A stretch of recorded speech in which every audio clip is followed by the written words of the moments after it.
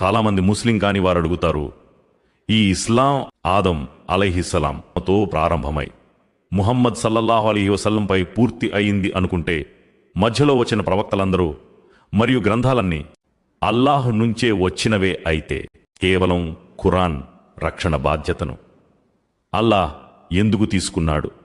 మునుపటి పుస్తకాలను ఎందుకు తీసుకోకూడదు? ఈ ప్రశ్నను అర్థం చేసుకోవడానికి ముందుగా ఒక ప్రాథమిక నిజాన్ని తెలుసుకోవాలి. ఆదం అలైహిస్సలాం నుండి ముహమ్మద్ సల్లల్లాహు అలైహి వసల్లం వరకు ప్రతి ప్రవక్త ఒకే సందేశాన్ని తీసుకొచ్చాడు. అల్లాహ్ ఒక్కడే మరియు ఆయనకే ఆరాధన చెయ్యాలి. ఈ నిజాన్ని ఖురాన్ స్వయంగా చెబుతోంది. నీకు పూర్వం మేము ఏ ప్రవక్తను పంపినా నేను తప్ప మరో ఆరాధ్యుడు లేడు, కనుక మీరు నన్నే ఆరాధించండి అనే సందేశాన్ని వహీని అతనికి పంపాము. మునుపటి దైవిక గ్రంథాలు ప్రత్యేక ప్రజల కోసం ప్రత్యేక కాలాల కోసం వచ్చాయి. ఇస్రాయేలు